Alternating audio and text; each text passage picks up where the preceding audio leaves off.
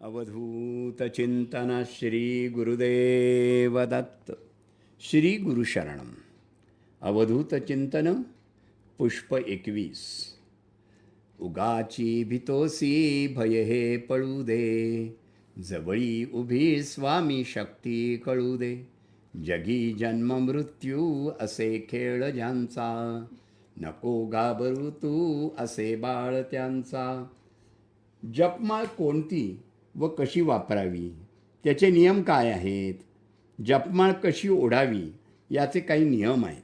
ते कोणते?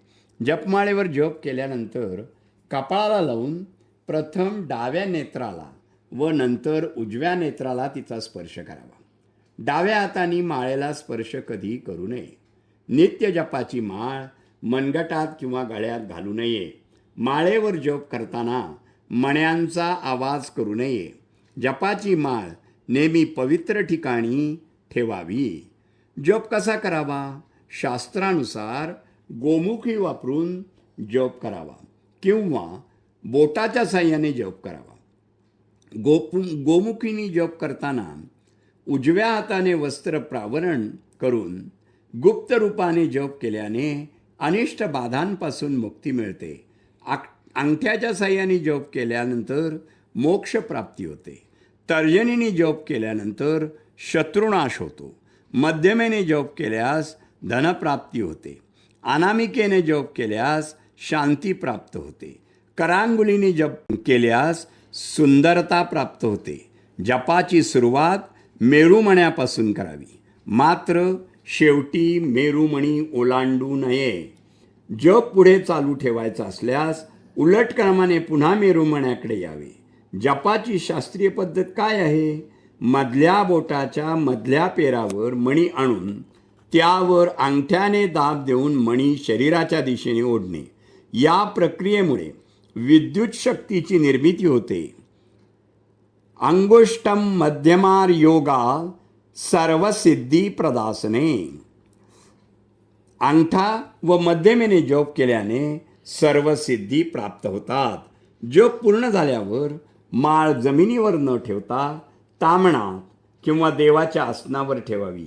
तसेच खुंटीवर की उघड्या जागेत सहज कुणाच्याही दृष्टीस पडेल अशी न ठेवता लाकडाच्या किंवा चांदीच्या हस्तिदंताच्या डबीमध्ये ठेवावी.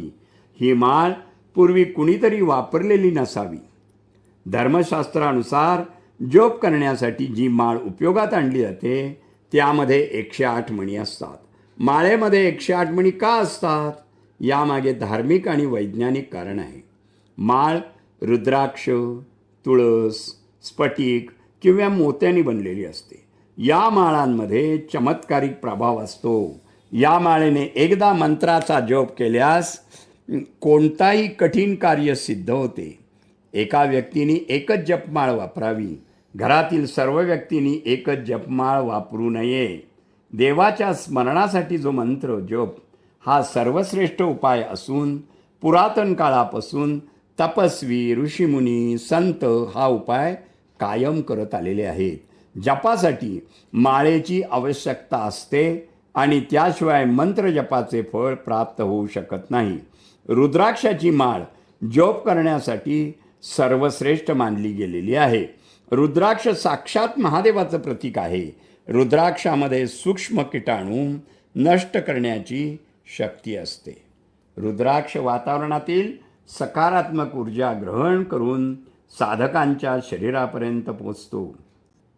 आपणही रुद्राक्ष माळेनी दत्तनाम घेत राहा. आपले आयुष्य उद्धारून जाईल. शुभम भवतु, शुभम भवतु, शुभम भवतु.